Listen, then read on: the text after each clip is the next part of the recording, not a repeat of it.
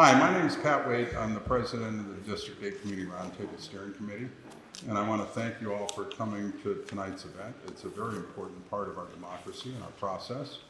I'm also very happy that we have 4 fine candidates up here who are taking the time and the effort to run to be your representative on City Council. And from experience, I can tell you how hard that is.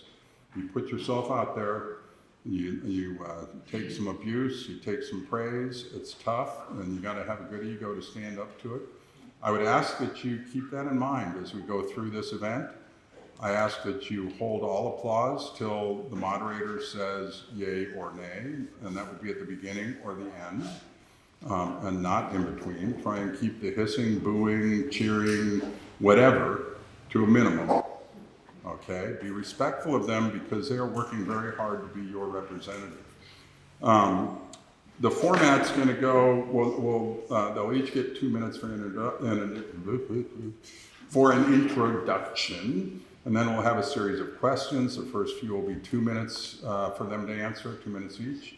The remainder will be 1 minute each, except for there's going to be one yes/no question in there randomly somewhere. The moderator's done that. I don't know where it is.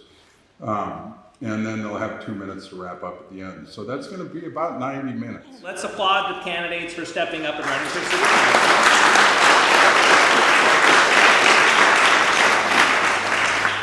And you have a timekeeper here. And when you're comfortable, if you want to stand or sit, up to you. And then you have 2 minutes to talk about your introductory statement. Thank you. I'll stand. So I'll start with what motivated me to run for San Jose City Council. I never saw myself in politics, but I saw a lot of corruption and having to deal with it myself. A lot of people know my story. I haven't seen my son in 641 days, and I miss him terribly, and I hope to see him soon. My background, I have a degree in accounting, but I ended up working as an executive assistant at a company called India Motorcycle. For the CFO, and that launched a career as an executive assistant. My big major role was working at a venture capital firm for a couple of billionaires, and from there I learned a lot of and got to use my accounting skills on top of office management and various other things, and doing investor relations, whatever was. I wore like every single hat in the office. After I had my son, I decided I needed a job that was a little bit less demanding than working in an investment firm. So I took a job at Magellan Navigation and worked there for a few years, then went back to investment, and then 6 years I spent working at Facebook. And early on as it was expanding in 2013, I remember having a conversation that we need to include education along with that expansion. And we're seeing now how impactful Facebook and social media is on mental health, and that's one of the things that I bring awareness of and understanding of Facebook and how we can help children use it wisely. Thank you. So after leaving Facebook, I went through the messiest divorce. It's still going, but I did end up going to Google, and I spent 3 years working there. After the war broke out, I felt a need to find a different path and really harness some of my spirituality that was inherited to me from my family. My parents. And so the last 2 years I've spent a lot of time at the San Jose Gurdwara, serving food and meeting people. Thank you. And so here I am. Thank you, sir. And I'll just say thank you when the time is up, just to move it along. And Domingo, our council member. Thank you. Good evening, everybody. I have the pleasure to represent this area at City Hall. I'm Councilmember Domingo Candelas. My parents, who are actually in the room, immigrated from Zacatecas, Mexico to San Jose, literally in search of that American dream. They settled here, they started a heating and air conditioning company, and where they raised their family. Here, that's where I learned how to make a buck and the value of a dollar. I'm a proud product of Evergreen Public Schools, of Evergreen Valley High School, of San Jose State, twice over. I like to say that I liked it so much for undergrad, I went back and got a master's degree, but it wasn't as fun the second time. It was a lot harder. But, I've had the privilege of serving my community first as district director to State Senator Jim Bell, where we helped pass some of the most impactful legislation in the history of the state of California. At Valley Water, where I worked to help provide safe, clean, and reliable drinking water for our residents, and most recently at Stanford University, where I was a director of local government affairs. And since taking office last January, I made a commitment to make sure that community engagement, constituent services were provided. So I held dozens and dozens of community coffee chats, town halls, a senior scam stopper, Evergreen Village Squares, music in the square, to better hear from my residents. And I hear the residents loud and clear. There's plenty of issues in our community. There's issues around public safety. There's issues around illegal dumping and making sure that we have clean streets and parks so our children can play in. Making sure that we are addressing the housing crisis that's affecting not just the unhoused, but everybody else. And I'm committed to serving my community. And the way I put it is, my job as a council member is to make fair and informed decisions and put the interest of my residents first, and I would be honored to earn your vote and have tonight's dialogue. Thank you. Thank you. And we're going to hold all applause on every question and every response until the end. Thank you. My name is Sukhdev Singh Bainiwal, 46-year resident of Evergreen. Local schools, Quimby Oak Middle School, Silver Creek High School, and then I've been on the Airport Commission from 2004 to 2010, working with the labor group to help getting a living wage for the rental car facility workers at that time, and also helping the businesses at that time also. Been a member of a Network for Hate-Free Community for several years, and then also helping out with nonprofits, serving at, if there's a natural disaster, I'm out there helping out. If there's any type of, like the rains right now that's happening. Last time we had the flooding, I was out there helping out. So similarly, I'm always helping out in the community. My top priorities are public safety. Number one, that's the reason I'm running at this time, is because it's hitting home right now. I've been a resident 46 years. The parks that I walk, I see homelessness there. The mail theft is there. The burglaries are there. So that's worrying me. I want to create a safe and clean neighborhoods here, and this is the safe and clean neighborhoods where I had my family, my kids. I raised my family, and I want my kids to raise their families here also. So that is why I'm running, to create safe and clean neighborhoods so my kids can have the same life that I had. They can enjoy the same life that I had. And the 46 years that I've been here, I've seen that decline, and that's why I need to turn that around. And I'm here for change, tougher on crime, and getting all of our homeless indoors so we can get them treatment and into public life. Thank you. Okay, and Tim. Yes, good evening. First of all, I want to thank you for everyone coming out here. It is raining, it's cold, and you come out here because you want to know the proper information for the person you're voting. So my name is Tim Truong. I'm currently a sergeant for San Jose Police Department and your candidate for San Jose City Council. I work out here. I'm currently working out here as a police sergeant. I work Friday, Saturday, Sunday, and Monday, day shift out in this district. I work here as an officer, and I work here as a sergeant. One of my past recent assignment was in the chief's office. I was a community government liaison, where I go around the city and I help our police department connect with community, turn relationship around. I have a wife, Tracy, and 2 kids, Justin, a boy, and a daughter, Jalen, who's 7 years old. We live here. We grew up here as a child. We live here. We invest here. That's why it's important for me to be here. Now, life hasn't been all pretty like that. My life was in Vietnam. As a young child, I experienced homelessness. I remember sleeping in the back of the kitchen of my kindergarten. In the morning, I would go to kindergarten school. They would sneak us in because it cost money to go to school. They would give me food. At night, I sleep in the back of the kitchen. My aunt, who was one of the first the boat person that immigrated from Vietnam to the U.S., she worked 2 jobs, and she came back to Vietnam and sponsored me to come over here. But on the way over here, I still have to stay at Thailand immigration prison, eating a bowl of rice, 2 boiled eggs, breakfast, lunch, and dinner. Life hasn't been tough. I came here, I know education was a proper way to make our life better. I have a bachelor's degree at San Jose State in administration of justice and a master's degree in personnel management.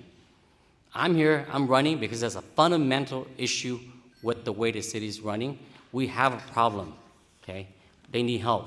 I think first responder needs to be one of the chair in a council to help with the homelessness, because I was a homeless boy. Thank you. Oh, thank you. Can help with the red tag, because I count your fingers, but that helps. Thanks so much. Oh, I didn't see the figure, sorry. Okay, so this is our timekeeper. Please acknowledge, he's a Stanford jersey and all. Let's make this easy. We'll start with Domingo first. 1-word, 2-word answers. Favorite restaurant in District 8? Ooh, Yuri's, Japanese restaurant. Okay. For my friends, it's selfies, I'm sorry. 1 2-word answer. That way. Olive Garden. I would say Sophie. I enjoy that food there. Okay, and back down to Surrey. Raw SF. Was that? Oh, no, that's not even here, sorry. The taco place right here on Mayborn. Great. And starting with Sukhdev, favorite park in District 8? Silver Creek Linear Park. Pam? I grew up near Brigadoon Park. Great. And then back to Surrey, Lake Cunningham. Lake Cunningham, and Domingo. Lake Cunningham. Great. And we'll pass it down to Tam for the last one. And favorite view in Evergreen? Favorite view? Oh. I visit the Point Church, the view of the city. That's lovely, but there's many other views of the Point Church. Okay, and then The Sikh Gurdwara San Jose, we have the best view. there you go. The view from Fowler Creek Park. Wow, difficult to answer. I'm going to say the San Jose Sikh Gurdwara. From it, I can see my mom's house, which is right across the street. Thanks. Great. So now we'll go to regular questions. Just loosen this up here, right? Okay, so this is a 2 minutes. You get 2 minutes, Domingo. And District 8 is extremely diverse. It has people from all over the world. It's a melting pot, and diverse incomes and diverse education, etc.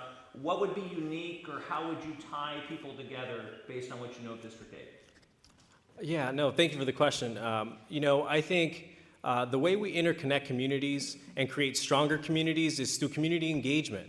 And over the last year in my office, I've done just that, whether it's music in the square or whether it's festivals, fairs, senior scam stopper, empowerment workshops for our seniors to prevent scams. That brings people together. There's nothing more joyous than on a Friday afternoon coming together as a community, whether it's breaking bread, dancing over some good music, and enjoying the beautiful San Jose weather that we all live here for.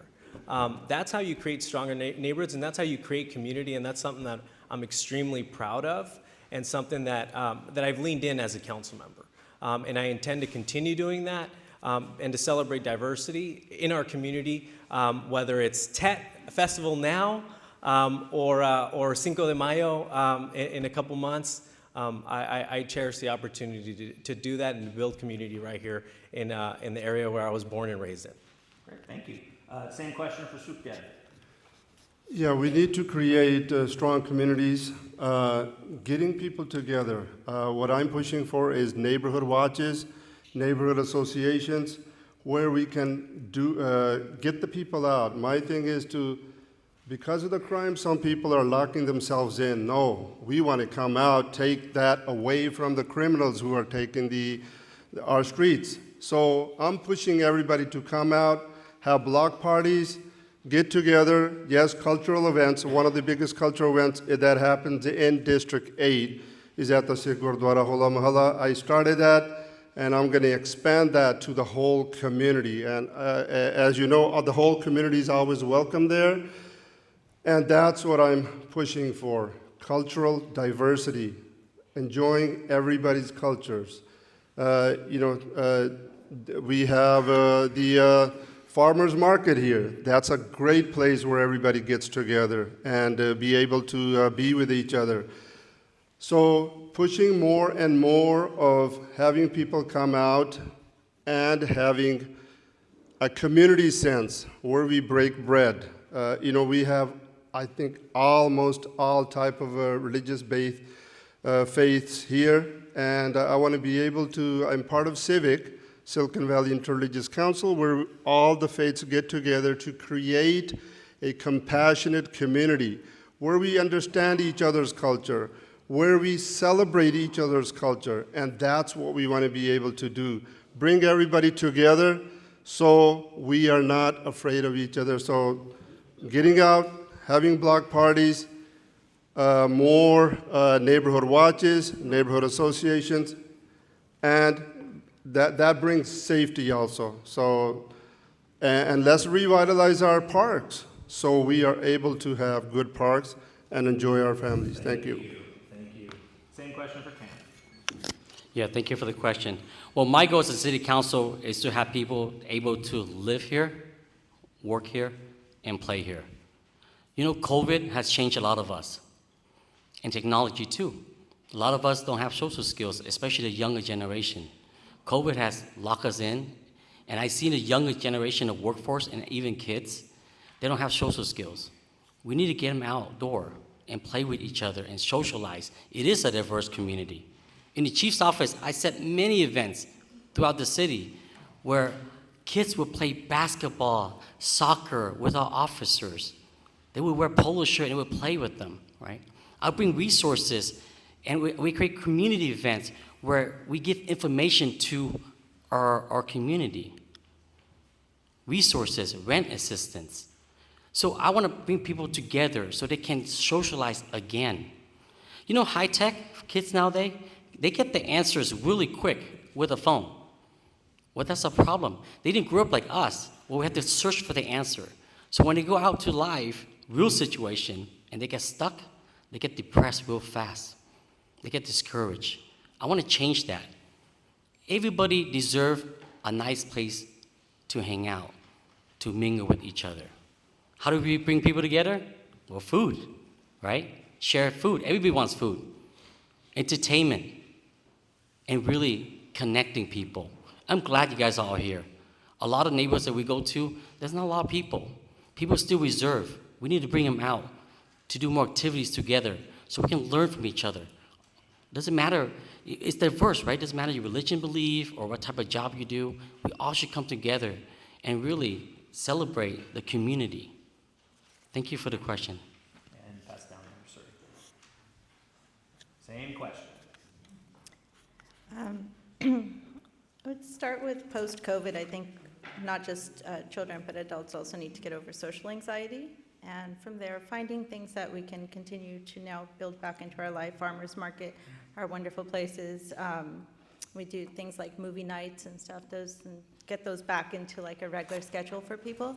And those are like family oriented. I don't think there's much adult stuff for people around here, but we do have things like Eastridge, which I think can be expanded on, like bowling. They have the bowling alley and things there and stuff. But one of the major concern comes down to safety, and sometimes it's hard to go out to things, I think, in San Jose because safety is often a concern.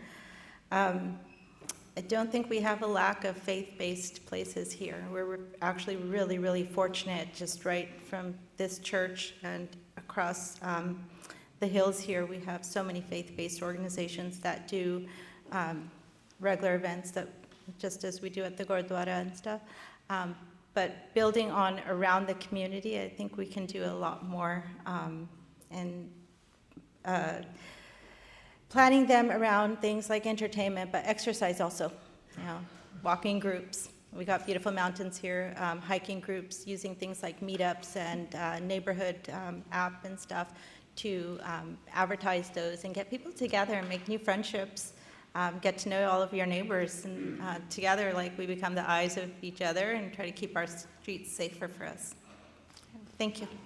Thank you. Next question, we'll start with Sukhdev. Sukhdev, housing is, the question of affordability is stressed nationwide, yet it also exists in San Jose. So I'm curious, how would you address affordable housing in San Jose? Yes, affordable housing is one key issue that is driving people out of San Jose itself, people are moving out because of they're unable to afford housing here. Some of the issues, I think, for the one thing I do want to do is our police officers, our firefighters, our teachers. You know, they should be living here locally, and I would help subsidize housing for them. At least we can have local officers, local firefighters. What's happening right now is the amount of housing that's available in City of San Jose, the inventory is very low, causing the rates to go up. So create more smaller housing near public transportation. You know, BART is coming in, we can build up, scale up instead of scale sideways. So that's what I'm gonna do is scale up, but smaller housing. ADU is another thing that we can do. We don't want all housing in one district. We want to be able to spread it out throughout City of San Jose so the traffic is not congested in one area. So ADU is another solution, creating more ADUs, cutting red tape, creating faster cycles to create some type of housing is needed. The amount of permitting, our permitting department needs to be more efficient. If they're more efficient, we will be able to create more housing, cheaper housing, and faster housing. And that's the way to go. I'm glad the housing element has been passed. 62,000 housing is coming through, which is 24,000 is affordable housing as part of that. Thank you. Thank you. Tam. That's a great question, huh? You know, most people, when they go to college, back in the days, they go out, they have some job, they able to afford a place to live. We have kids now that go to college, get a 4-year degree, and sometimes they don't have a job, or the job can't even get them to get an apartment, right? To live on their own, to thrive, and to try it out. When you're 22, hey, let's see what you can do. It's so hard. How do we address this? You can build more housing, but the cost is still rising. We're in Silicon Valley. We need to do better. Why are you guys here? Why do we move to California? Because of prosperity. Economic development needs to happen. Companies need to come here so they can create jobs, good jobs, so we can keep up with the standard. The rising cost is so high. Look at your electrical bill. Look at your taxes, your property tax. How can somebody survive? With jobs, you will create budget, because tax will create budget. Budget will create public safety. Public safety will create more investment from outside into our city, where you can end the homelessness. There's people who's leaving the street right now because they can't afford the payment. We need to address it from the foundation. There's a foundation issue right now with a lot of communities. We have to address the foundation before we even talk about the third and second floor. That's why. And we need to have assistance program for down payment. Community Reinvestment Act, that's what we're trying to work on. Community Reinvestment Act is a judicial duty for the bank to give back to a community. We can put that into a nonprofit where we can use that for payment assistance for our workers, for our workforce. No payment for 5 years. No interest, no payment. You can refi later on. Those are some of the projects that we need to look at to help people, to start, to jumpstart, so they can have a place to live. They don't have to drive an hour away. Thank you. Okay. And down to Suri. Boy, that's a tough question. Affordable housing, I think one of the things that we need to focus on is housing for teachers and people that can live close to their homes. A lot of people live here, commute somewhere else, and then we have people commuting from other places to be here, but they cannot afford to live here. And so creating housing that is affordable for them and rent controlled, I think will be one solution. I think we talk about property taxes. Most people have huge property taxes in this area. But what I'm seeing is people actually using things like Airbnb and other things to create some income to offset their own expenses so that they can continue to afford to live here. And I think we need to encourage things like that as well, because we can improve, increase travel to our area. We have all these beautiful faith-based places, and we have people that come all over to attend weddings and things like that. If we can open homes and stuff, people can still afford to live here. And then people can actually consider buying with the intent of having some rental income and things like that as well. I don't see as many unhoused people in our district as much as we do other places. But I know as difficult times come and we continue to see layoffs, we're going to see more people unable to afford to live in our area. And I'm hopeful that we can find solutions for that. Okay, thank you. And Domingo, you're our last person for this question. No, thank you for the question. I believe we need a holistic approach rooted in the 3 Ps, the production, preservation, and production of housing units. I understand the need to be able to create more units, and also, the solution to our housing affordability is a supply and demand issue. It's an economics. There is way more demand than we have supply. That's what makes the cost of housing so expensive. So doing things to increase efficiencies at City Hall and reduce the red tape to move projects through the approval pipeline more quickly and more efficiently is something that we need to do. It's one of those things where we have to be very good about not conflating the homelessness issue with the cost of housing in general. Okay, and being able to produce more units and do transit-oriented development and infill development opportunities adjacent to transit.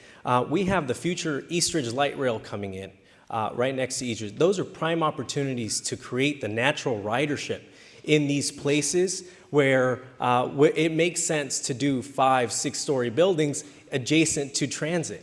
We need to densify our downtown so we can create that hub and that place where people want to gather and people want to go.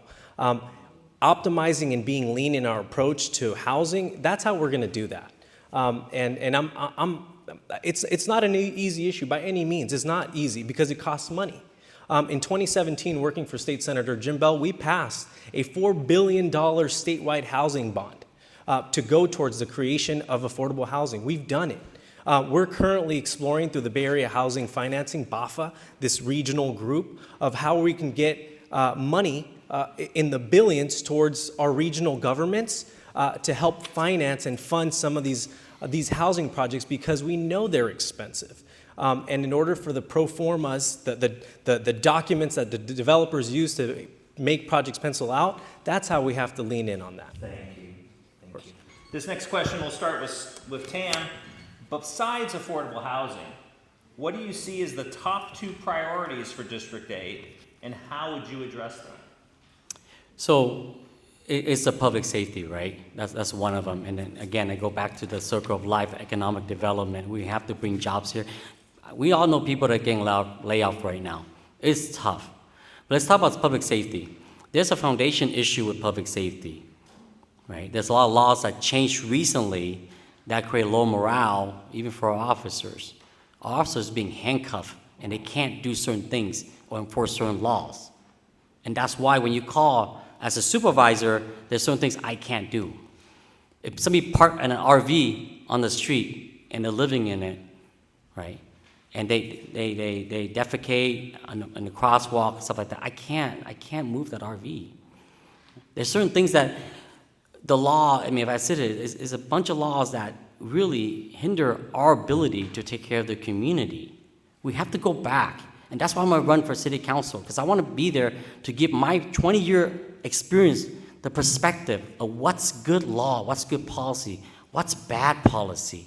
Sometimes things look good on paper when you read it, and I read it, it looks good. But when you implement in the street, in real life, it doesn't work. It's a revolving door. How many times do you see on your YouTube and people just still walk out and nothing happens? We need to change that. If we don't change that, then there's no company's gonna want to come to San Jose because it's unsafe. That's why the whole wheel of economic development and public safety, you have to have money here. It's too expensive. You have to have jobs. good, fair-paying jobs. When you have companies, they're gonna pay taxes, and employee are gonna pay taxes. Then you have budget. How many times do you see every July or beginning of the year, right? They're talking about fiscal budget. They're always fighting for budget. Cut this, cut that. No, we can do better. We're Silicon Valley. We've got to get more money here so we can get taken care of. That's where I stand. Thank you. We'll pass it down to Suri. Can you tell me the question again? Yeah, this is Make sure. besides affordable housing, what are your top 2 priorities and how would you address them? Well, public safety. I've been paying attention to a lot of videos shown online of things happening in our neighborhoods, including like people showing up to someone's house with a sword, a lot of car thefts, car break-ins. A lot of our police resources are wasted on unnecessary things, including myself. And I said it earlier, I have spent over $1 million of taxpayer money going to jail 4 times to fight for my son. That is taxpayer money, and that is police resources that could have been gone to actually catching criminals as opposed to trying to keep me and my son from being able to see each other.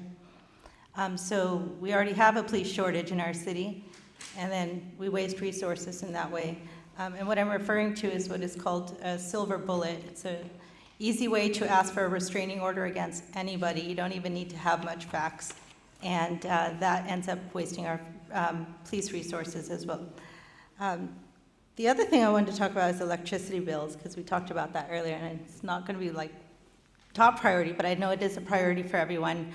Living in San Jose, my electricity bill for a 3-bedroom, 2-bathroom house was over $400 some months. And summer months, as we get, in this climate crisis, we are going to get hot weather in the summer, and we're going to be cranking up our AC. In Santa Clara and Sunnyvale, people don't pay that much for their electricity bill. They pay probably a quarter of what we pay here. And so that's something I'd also want to take on to see if we can make some changes and reduce people's bills there. And make it affordable to still live here. Thank you. And Domingo, we're our last person for this question. Thank you. So two other issues. One of them is obviously public safety. We have a recruitment and retention issue in the city of San Jose. Over the last decade, the reality is we've gutted our police force, okay?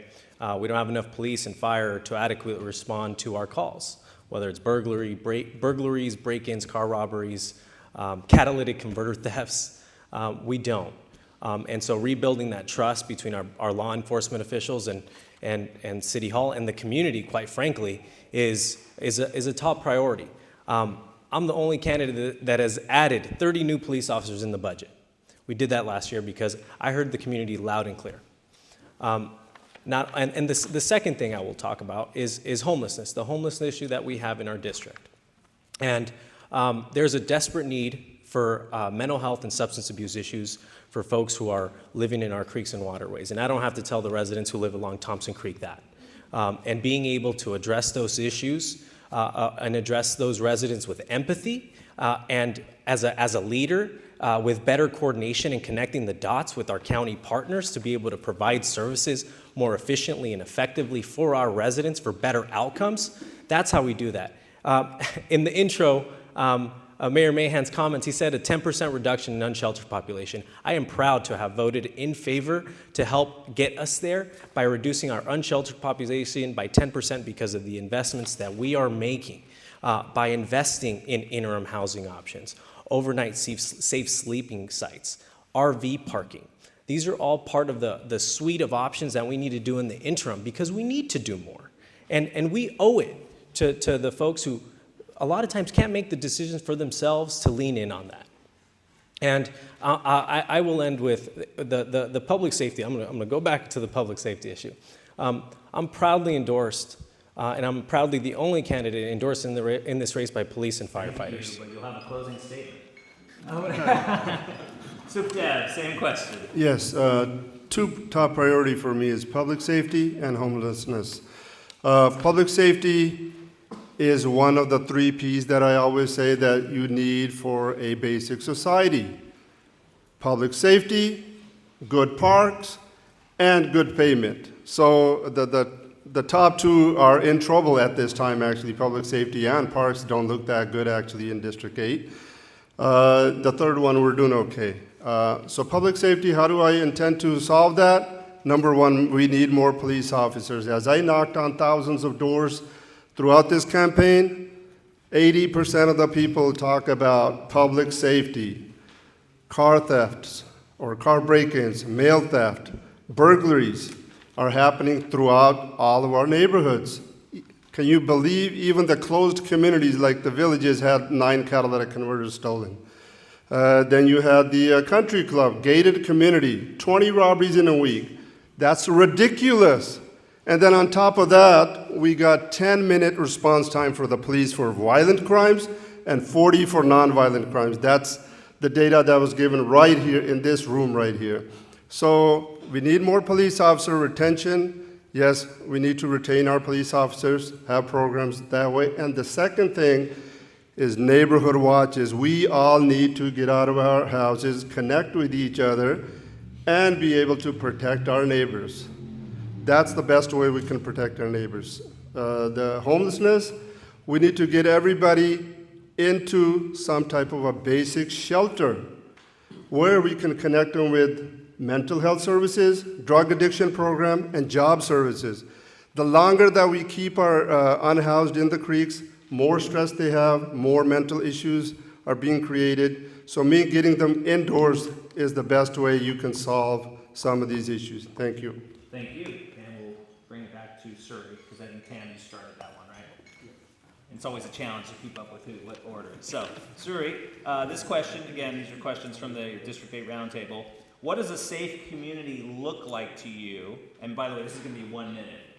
1 minute. Yeah, 1 minute. Can we take one little break? How long? We're just, one moment, we're gonna switch over. Oh, we're going to switch timekeepers. Okay, very good. Fair enough. These questions coming on will be 1 minute, and then I will read it very slowly. What does a safe community look like to you? And what steps will you take to help us achieve and maintain that? But just don't answer yet, because, are you the official timekeeper now? Okay, great. So you got the question, sir? You're comfortable? You have 1 minute. One thing. Yes. So I see that the things are 30 seconds, and it's not, it's gonna say 30 seconds, I'm gonna go like 10, and then I'm gonna count down 5, 4, 3, 2, 1 at the end, okay? All right, we'll get it. We're square. The floor is yours. Safe community for me is when I can dance with my eyes closed and feel absolutely safe, where I can walk down the street and not worry. And when I see a police officer, I'm not afraid. I know that they're there to keep me safe. So, yeah, one thing that needs to be addressed is some of the racism and things that we are seeing in our police force, which is a liability to our city. You know, for our children, I hope that anytime they go outside to play, they are safe and they are not targets, and that they get to experience life without trauma. And we can do that by ensuring their safety through good policing, and hopefully getting more police, and then getting them trained, doing regular psychological training. I've had some experiences the last couple of years that so many stories, and I've met some really good, wonderful police officers, and some that actually need to be retrained. Thank you. Okay, Domingo, same question. A safe community to me is a strong community and a strong neighborhood. And I talk about this a lot, because what does it look like? It's town halls, it's social gathering, it's opportunities to get to know one another and empower one another. And this community-driven approach starts with programs like the Community Emergency Response Training, or CERT, where we are empowering residents to be informed and trained to be able to respond in the case of a natural disaster, or like the floods we had this weekend, and activate and empower one another to help us as neighbors. I was proud to do a budget document, an action where we put $15,000 specifically for District 8 residents to be able to access for CERT supplies. And this is huge for anybody who wants to be prepared and be able to empower their neighbors and be able to activate in the case of a natural disaster. Another aspect of a safe community is one we're investing in our youth and upstream of the issue in safe communities. And I see the time, I'll stop. Sukhdev, same question. Safe community to me is where we can take a walk in the evening and have no fear in our minds. As I talk to more and more residents, people don't want to walk in the evening because they fear of some sort of an incident that might have happened to them. South Asians have been hit right here in the East foothills, 100 snatchings of necklace or purses in 1 year, 100. This is the police telling me, 100 incidents. I want to be able to take a walk in the park when it's a little darker. I want to be able to have my kids go and play in the parks. Right now, we have some of our unhoused there. People don't feel safe going to the parks. I want to be able to have parks where our kids can play. I want to be able to have, basically the environment that I grew up in. Thank you. Sorry. Okay. That's a great question. You know what? We all deserve a safe place, safe community, place where when you go to work, you have a safe place at work. Schools, place of worship, your home, your park. We all want safe community. We always will have crime and opportunity. People always will have crime opportunity. But right now what you have is the norm. It becomes normal for these crimes. When people steal, it's normal. Catalytic converter is normal. It shouldn't be normal. But there is a fundamental issue why we can't have it. You hear them say, hey, let's increase the police officers' budget. Let's hire more police officers. The problem is we can't hire them. We try to be competitive, but some don't want to be officers. It's so hard. I have young officers that's quitting on me because, hey, I don't feel like an officer. I can't hold them accountable. I arrest them, you release. I arrest, you release. It is so hard. So give me an opportunity to fix it. Okay. Next question starts with Domingo. We're still staying at 1 minute. New construction of low-income housing, affordable housing, is approximately $1 million a door in the Bay Area. Do you support the $20 billion property tax increase that will be on the November ballot, 2024? This is a question of being able to do more housing within the resources that we have. I have to see the bill language as it stands, and like I do with anybody who comes to me and says, Domingo, what do you think about X policy? The devil's in the details, and we have to be very judicious about whatever investments that we are making in our community, and mechanisms like this regional housing bond can be a tool, but at what cost? What are going to be the trade-offs? And that analysis and that information gathering is critical. So while I'm not going to commit to supporting the BAFA measure just yet, I know a lot of cities are looking at this as a savior to build more housing. But again, there needs to be more research, and I have to look into the details to dig deep to figure out if it's worth for residents, specifically in District 8. Thank you. Sukhdev, same question. Yeah, I would not support any more taxes or any bond which provides more harsh on the taxpayers themselves. Efficient process is where you need to look at. The process in the permitting process, that's where we need to be more efficient. Some of the, we need to basically have more. Right now, the permitting process is so slow that it takes forever to build. And we don't have enough permitting officers. Let's lease it out to other people. Let's lease it out so we can get that permitting process going. I think the main thing is making more efficient process instead of more bonds or more taxes. That's what I will support. Thank you. Have you looked at your tax recently? The list is long. We have so much hidden fee in our property tax that is crazy. As far as this, I gotta look into it. It costs us so much money. It's gonna cost more hardship, especially our community, the people that in a fixed income. It is tough. But what I want is to build interim housing. You can help somebody get off their feet, right? I came here as an immigrant. I had received benefit from general assistance, food stamp. Our family did. But we work hard and we rise and we got jobs, education. We need to help these folks. If they have issues with alcohol, help them. Narcotics, drugs, help them. Or job training. Help them get back in the workforce and to contribute back to the community. We cannot keep taxing our community. We have to find more solutions so it can work for all. Thank you. Thank you. Sir, microphone's coming down. Same question. Yeah, I don't know the details of this bill, so I can't necessarily say I would support it or not. I would generally not support increasing people's property taxes in San Jose. I think they're already pretty much high. I think there's a lot of other resources we should be tapping, including many of the billionaires that live in our areas. They should be easily able to fund a lot of the things that we need. One thing I was saying is that some of these billionaires have security for themselves, and they spend millions and millions of dollars, and yet we pay all these property taxes, but we can't get enough police to keep us safe and keep our properties safe. And so, yeah, that's my answer. Okay, great. We'll go on to the next question, which will start with Sukhdev. And Sukhdev, what philosophy would guide your decision-making when determining how to address a budget shortfall? Would you cut spending or increase taxes?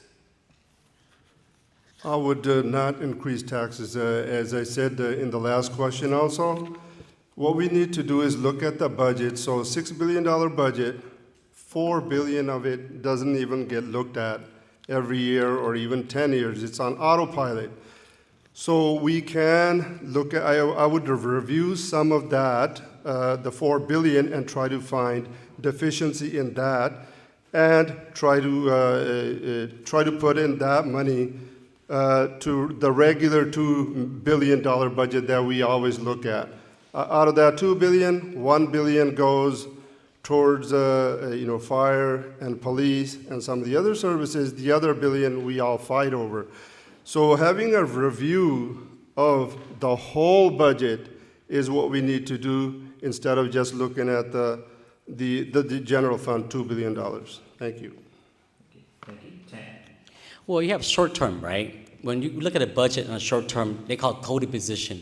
Coded positions are positions that are non-existent. For example, let's say, they say, hey, let's hire more police officers. I'm gonna throw in another, 30 position, but we can't fill them. So we have to look at those temporary where we cut position that's not being filled. But the long term, you have to hire more people. There are staff that works a lot of overtime to carry the workload. It costs money. A lot of overtime costs a lot of money to the city. So when you have more staff, you don't have that much overtime, and you create jobs. So we have to create more outreach to community and get them to work for the city and the public sector. So we can spread the workload and we can decrease the overtime so everybody can have a healthy life. A lot of time right now, I'll be honest with you, officers getting overtime, sometimes I don't want it. They're too tired. So we need to hire more officers, more recruiting, more retention. Thank you. Okay, back down to Suri. Same question. Yeah, I can't say I wouldn't increase taxes. I personally wouldn't, but again, a role like this requires working with several other people. And again, cutting spending I don't think is the answer either. I think it's more of like efficiently using what resources we have, which we're finding we're not maximizing the use of those.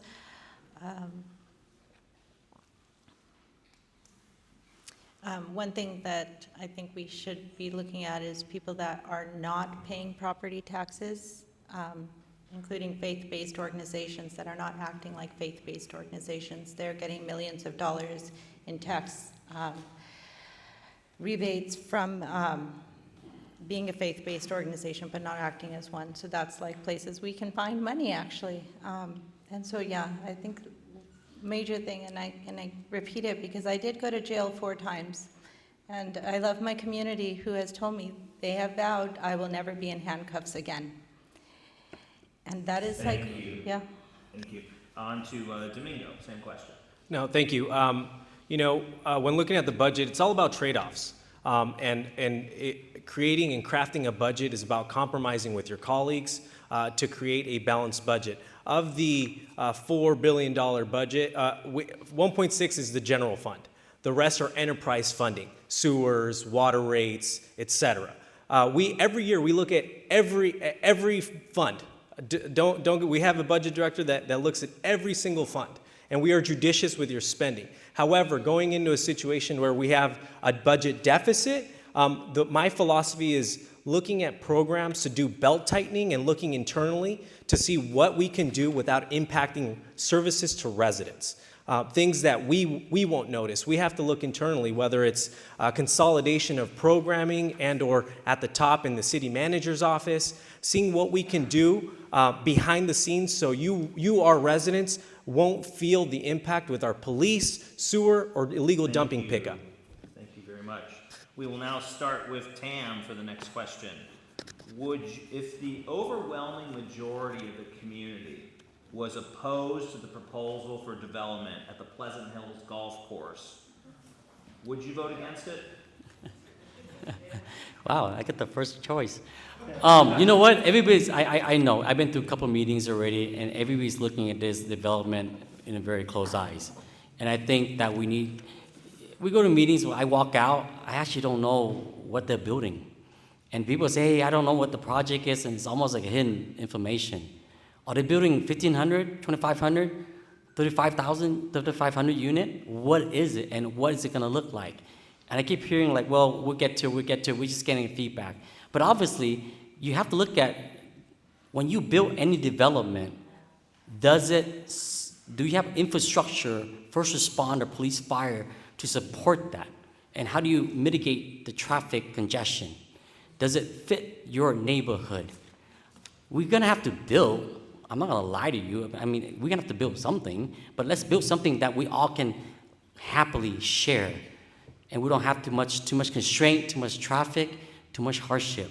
Thank you. We'll pass it down to Suri. Same question. Happy to repeat these at any time. I think that golf course has been, they've been planning housing there for quite some time. I don't think it's a place to build it right now. I still think we need to deal with our own housing issues before we continue like all these other construction in our area. In that area, particularly near Lake Cunningham, I think that's land we could actually preserve and then again use for some community way as opposed to just adding more housing in that area. Yeah. Okay, and we'll go to Domingo next. Would you repeat the question? Sure. If the overwhelming majority of the community was opposed to what's eventually proposed at Pleasant Hills Golf Course, would you vote against it? Yes. Last year, Mayor Mahan and I, would I vote against it? No, I would not. Okay. No, sorry. I would oppose the project. Sorry. No, sorry. Last year, Mayor Mahan and I led a process to develop community guiding principles so we can gauge genuine input from our residents. How much open space, how much medical, how much shopping, what we as a community want to see. Not developers, what we, District 8 residents. And so I overwhelmingly got that memorandum in that direction to staff approved. And that process starts on February 15th. And we're going to establish these guiding principles that's going to lay the framework for the developer. If they want to propose something with my support and with my community support, they have to do what's in those community guiding principles. If not, I will not support it.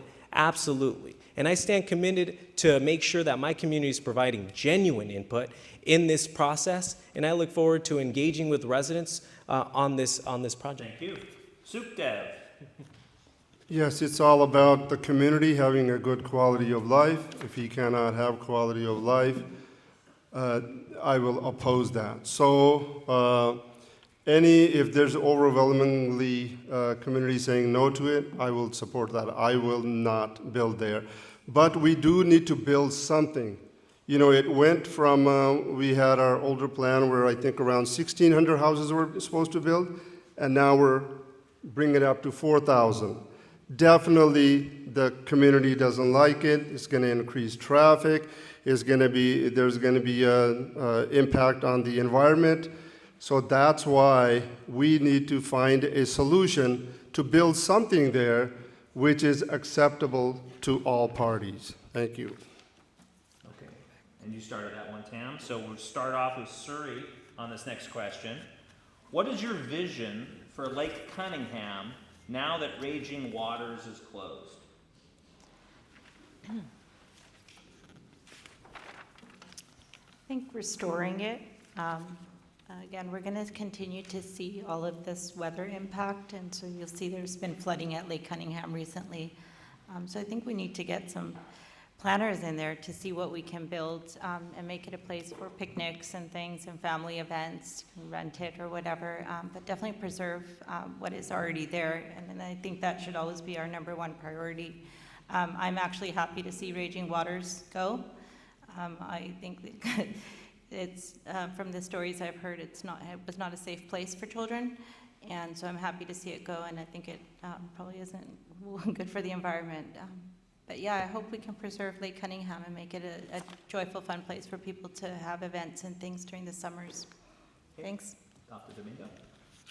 My goal for Lake Cunningham is to make it the gem that it deserves to be for our residents. And it starts with investment, something that we as a city have not done for the last decade. If I'm being honest, we've been underinvesting in that park, in Lake Cunningham. And so last year I was proud to usher in $1.5 million from state dollars to help fix and start the project, put the lake on a pathway to what it deserves to be. And with regards to Raging Waters, yes, the operator is no longer there, but I'm also working diligently to bring another operator to assume operations of Raging Waters, so our kids have jobs there next summer, and so we have an opportunity to engage Raging Waters and enjoy the park. And so there's opportunity there, and while there's a lot of work to do, I'm committed to making sure that we bring Lake Cunningham back to prominence, and we have a Raging Waters that's operating for the enjoyment and for the benefit of our community. Thank you. Sukhdev? Lake Cunningham, the lake is polluted. It should have never happened. When it was getting polluted, that's when it needed to be stopped instead of closing the lake. Same thing with the Raging Waters. Yes, we need to find another operator who can get that going again. We do need a park a big park that we have in Lake Cunningham, where we can, District 8 or the whole city of San Jose can have big events. I know we have had big events, cultural events over there, in the early 2000s, when that lake was flourishing, when the Raging Water was flourishing. So that is a big asset for the community. We need to bring it back. And the other thing that I'd like to bring up is not opening the gates at 6 a.m. or 6:30 a.m. instead to 8. A lot of residents want to bring it back to open at 6:30 a.m. Thank you. Yeah, Lake Cunningham is very important for our community. I grew up going to Raging Water, and I got friends that work there. It's a starting job, right? Where you work with your friends, minimum wage, and build the social skills. We do need a place to improve social skills. Like I mentioned before, a lot of kids don't have a place to stay, to play. I talk to kids. I'm like, hey, where do you guys hang out nowadays? Like, nowhere. Friend's house. I play my iPad. That is sad, right? And when Raging Water closed, that was very devastating for my 7- and 9-year-old kid, because I promised to take them next year, and that was a surprise for us. Nobody knew about it, and just one day, you hear it on the news. You need to uplift the lake, but you also need to have more activity out there. What if we can put a restaurant at the lake, right? And we do our parks. Do stuff we all can enjoy. We all can go out there and have community meetings, community events out there. That's what I want to do. But I want to get your input, though, when the time comes, to see what you want to have out there, because you guys have good ideas. Thank you. Okay, we'll start back with Domingo. These are going to be some yes/nos, so we're going to forego the timer. The California legislature passed SB 9, which allows any single-family home to be demolished without any notice to the neighborhood and replaced with 4 units without any public hearing or community meeting. The city has the discretion of moving that number from 4 to 8 units. Do you support moving to 8 units under SB 9? No. Sukhdev? No. Tam? No. And back to Suri. No. Okay, that's moving quickly here. So now we'll go to starting with Sukhdev. Do you support, cities of Mountain View and Santa Cruz have passed oversized vehicle ordinances where you can't park an RV in a residential neighborhood and live in it. Do you support banning RV parking with people living in it in neighborhoods? Yes or no? Yes, I would ban that. Yes, abandoned. Back to Suri. Yes, I would ban them.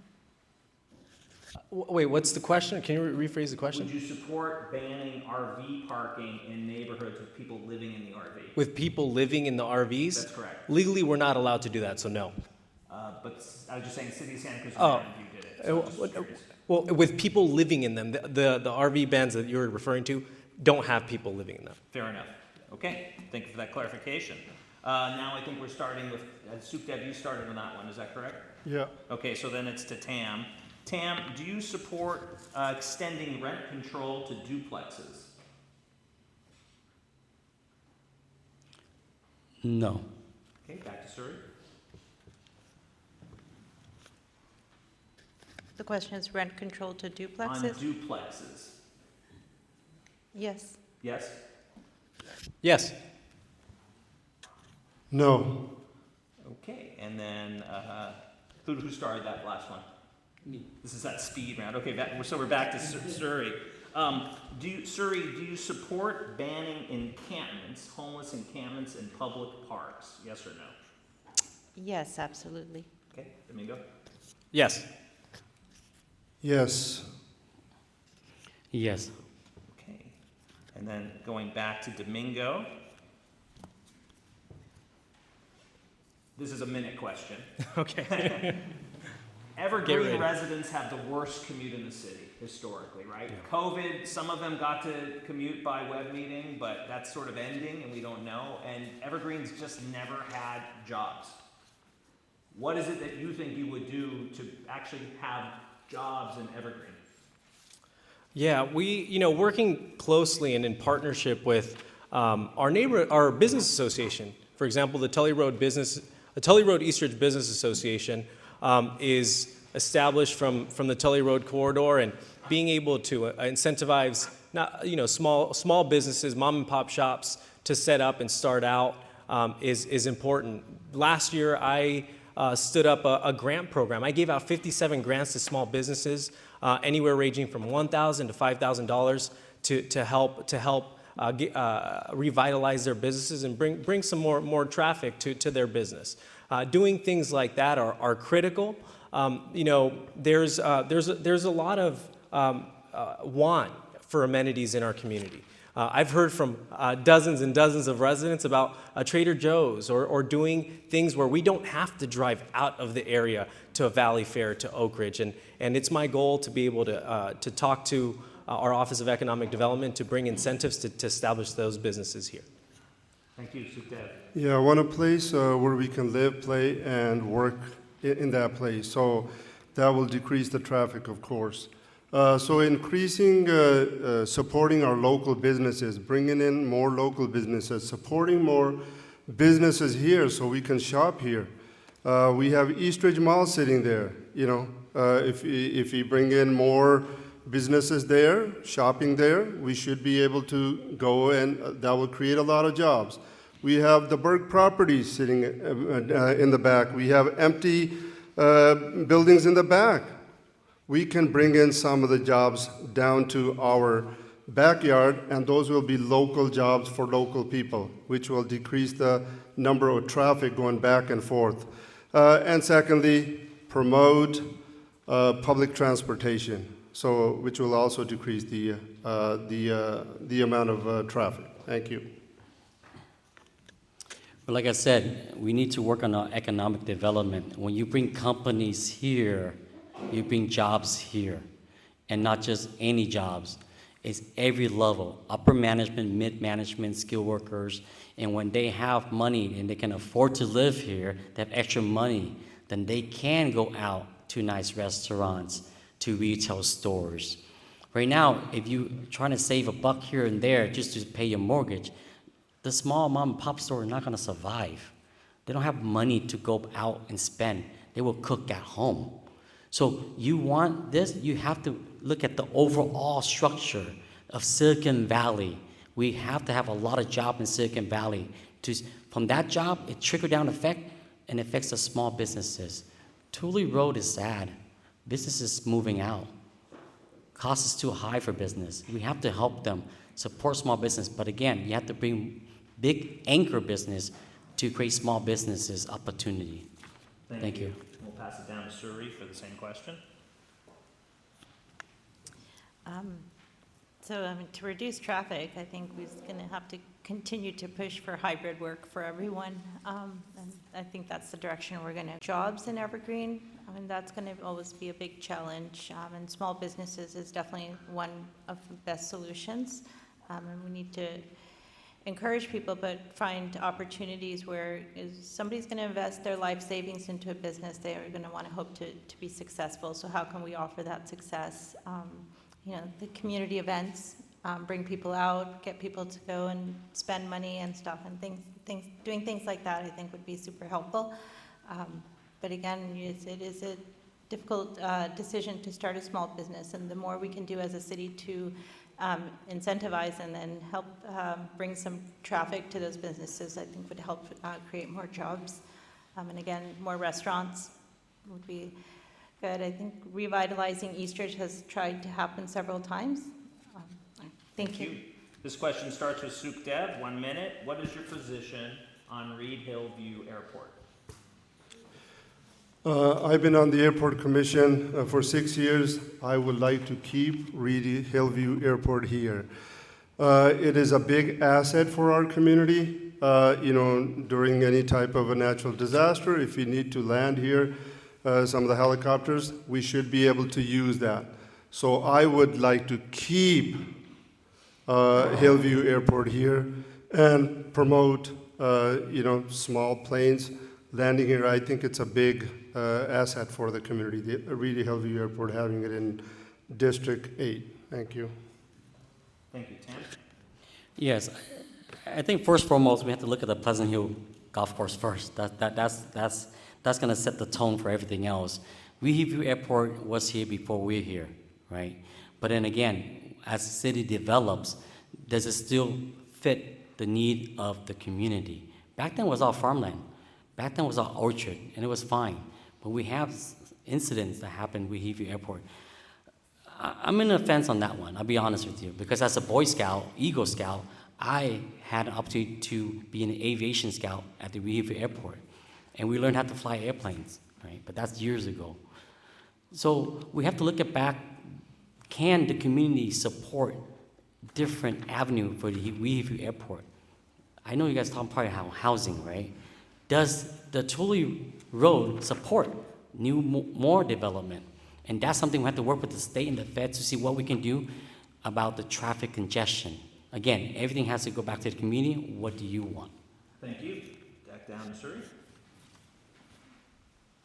So your question is, are we to preserve Reid Airport or to? What's your... Okay, Domingo. No, thank you. I have serious concerns with the airport, especially with our ability to respond to a natural disaster. I know from graduate school, it's not a matter of if, but a matter of when something's going to happen, whether it's a wildfire or an earthquake, and our ability to respond in the case of a natural disaster is something that, quite frankly, we don't have the answer to.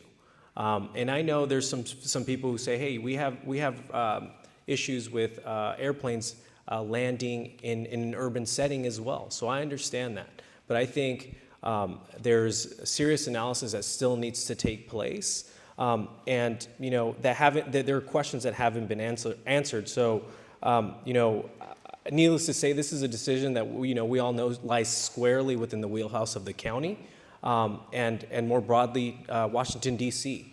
So my commitment is to remain in communication and to make sure my residents are engaged with the dialogue happening with the county and, moreover, in Washington, D.C. Thank you. And this next question starts with Tam. This will be a yes or no. Oh, what's wrong? We all answered that question, am I correct?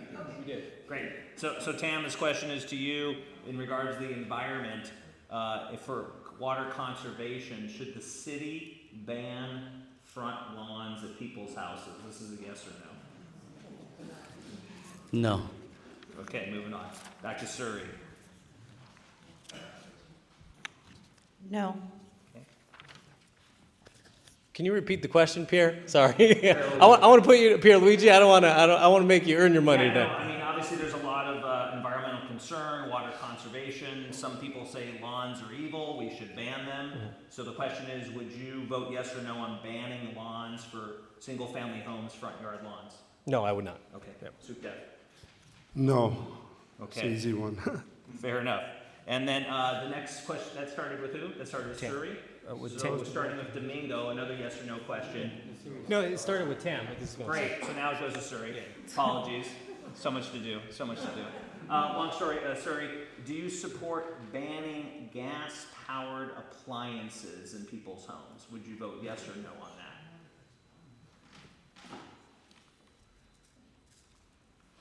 that? It just has to be a yes or no, no at this time. Okay. My mom's in the stands. No. Yeah, no, I would keep them, so no. And no. Okay. And going back to now we're starting with Domingo on this question. This will be 1 minute. What would you do to ensure affordability for of utility rates? Evergreen has a unique situation where you have a municipal utility for water, Yeah. but you also have prices that are out of your control based on PG&E. So you have a minute to talk about it. Okay. No, thank you for the question. Like we're all experiencing, PG&E is escalating their rates and raising rates, and rates are going higher. I've knocked on thousands of doors, and I've had thousands of conversations with folks who are seriously concerned, especially those of us who are on fixed incomes, those of us who are just living paycheck to paycheck. And so last year, the city of San Jose created the study of our own municipal utility, San Jose Power. And this is similar to, as Pierluigi mentioned, the San Jose municipal water system, and Santa Clara has a municipal system. So we need more numbers, we need more data to be able to see if it's going to be cost effective for our ratepayers, for our residents. But I think this competition is in the market is healthy, and I think it'll put some pressure and it'll make PG&E think twice about going to the CPUC for permission to raise rates. So absolutely, we're leaning in on that. Thank you. Sukhdev. Yes, my January bill is $830, which is ridiculous. And I usually don't look at the bills, but this time I did. See what's going on here. So I would replace it with some local utilities company, but we do need to make a study so that it doesn't increase it more. But at this time, we don't have much control. PG&E's got a green light to increase more of our more rates, so which is unacceptable. So people who are, we were at the villages this morning. It's fixed income, retired people. Why you want them to stay cold in the winters? They need affordable power. So I would go for a local utility, which is away from PG&E. Thank you. Tam.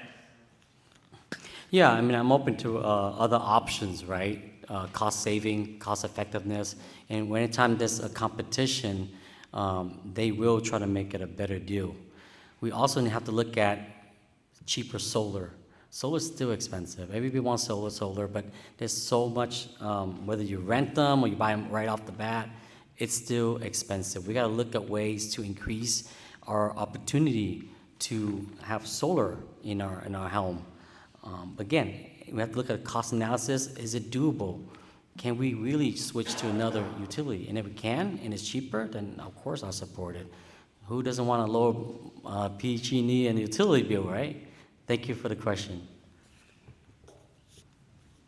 Okay. Oh, one more. Sorry, did you answer this one? I don't think you did. Yeah, The rates here are absolutely ridiculous. In Santa Clara, Sunnyvale, I lived there for a little bit, and it was like a quarter of the cost.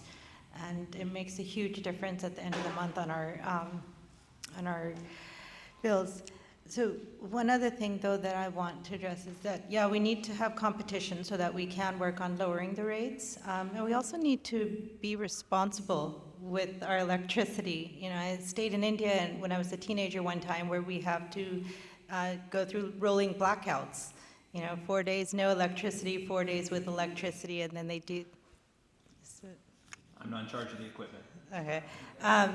Yeah, and so, you know, here, I would like to see everyone start being more responsible, turning more lights off, not using the things that we're not, that are not necessary, and that those little things will help us reduce our electricity bills as well. But definitely the government and the leadership here should find competition to reduce our rates. Okay, great.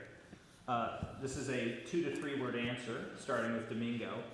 Which past or present mayor or council member from San Jose would you say best reflects your style? Ooh. So more than one response, or more than one Okay, you question? got 2 to 3 words. That's first name, last name, and title. Dave Cortese, Councilmember District 8, Old Now State Senator. Sukhdev. Did you say mayor or anybody? He said mayor or councilman. Mayor, council member, council. current or past? Matt Mahan. Like Matt Mahan, I want to see what his full potential is to help the city. And finishing up with Suri. I try to get them all to be more like me and be consciously aware. Okay, all right. Well, that's an option as well, But I I guess. will say Kamei is one of my favorites. She's a wonderful Rosemary leader. Kamei. Yes. Okay, great. All right, well, listen, we have reached the end of now when they'll make their closing statements. I believe we started that way.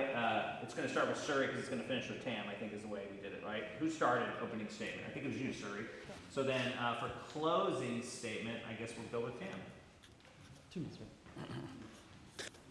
Well, first of all, thank you for coming. I know it's a cold day again, raining day, and thank you for organizing this. This is really important. You need to be very well aware because it's going to affect another 4 years in District 8 and the city of Hawaii. We have a retired captain that's on the council. I think you need, I believe, I strongly suggest you have a police sergeant on the council to provide different perspective to the council to help them navigate these hard issues, public safety, homeless issue, and how to bring economic development here to San Jose. I came from nothing, right? I was a homeless child at a young age. I got my education. I came here for land opportunity. I am the American dream. I work hard for it, but I want the same opportunity for our younger generation. I believe at this time in my life, what I'm doing is meaningful. I want to give back to the community that helped me, that educate me, that gave me the experience, gave me the opportunity. And this is why I want to contribute and be an asset to the whole entire council and the mayor to fix this problem. We have to be alert. We cannot go any worse. Public safety is bad. It cannot be the norm. It cannot be normal when you walk outside and people sleep on the sidewalk.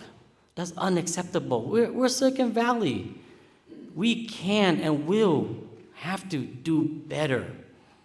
You all came here for opportunity. But why are neighbors getting laid off? Why are neighbors out in the street?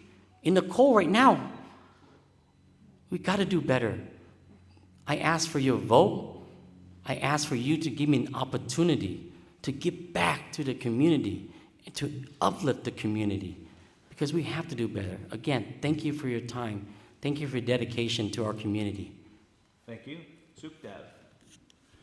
Thank you for having us here this evening. I want to make sure I tell you guys I'm an engineer, a father, a problem solver. That's what I've been doing for the last 30 years is solving problems.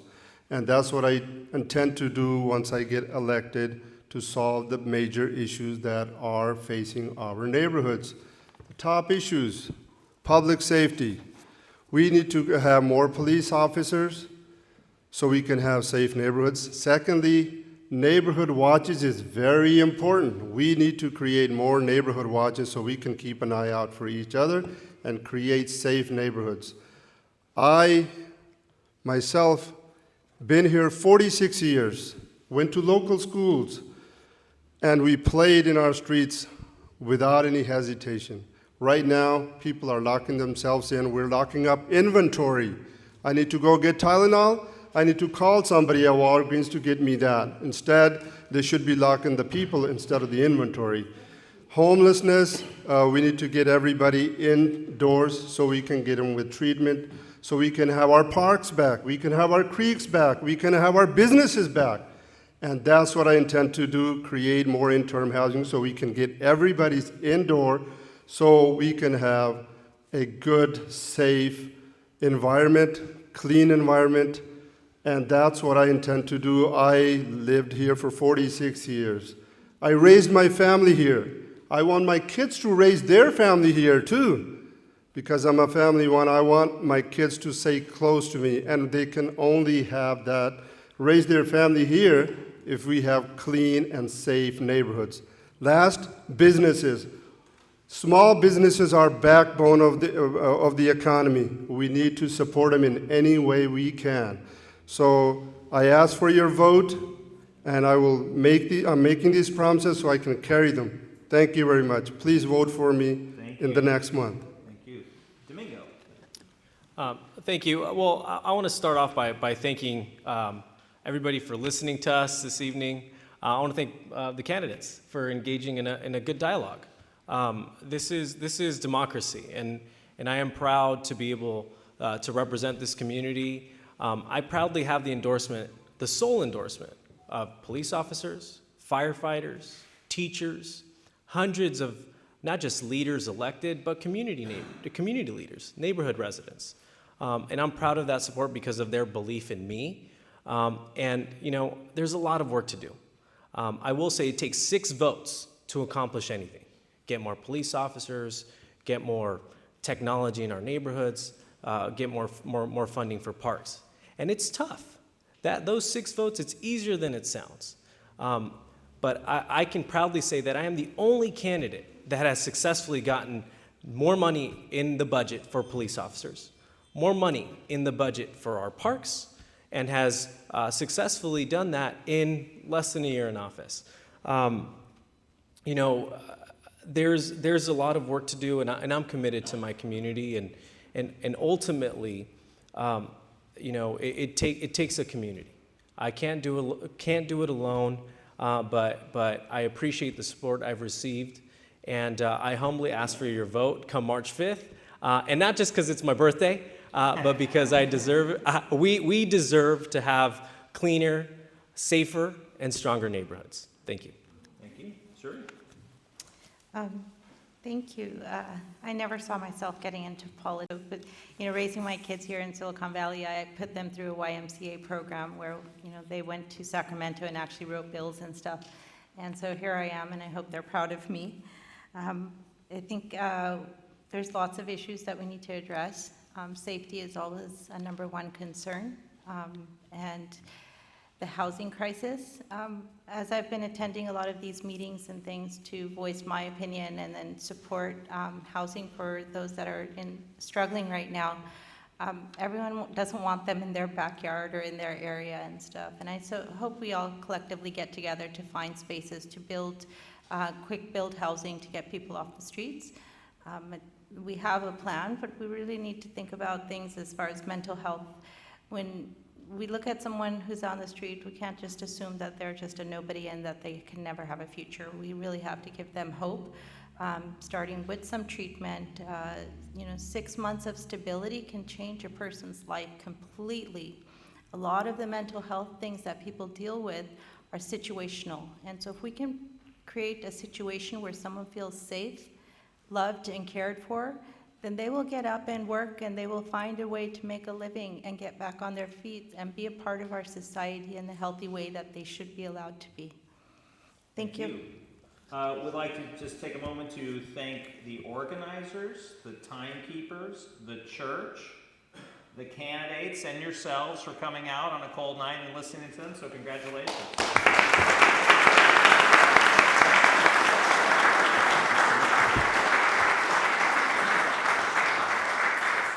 Also, also give a round of applause to our moderator, Per Luigi. Yeah. He probably traveled the farthest of all of us to get here today, coming over from Old Glen. And our original moderator, Bob Nunez, got flooded down at one of his rental properties in Southern California, and Per Luigi was kind enough to step in. I asked him yesterday morning, I think, or maybe it was, I've lost track of time. It might have been Monday night if he could moderate for us, and he was kind enough to accept and helped us hone the questions so that they would be valuable to you and good for our candidates. So once again, let's give a round of applause to the candidates.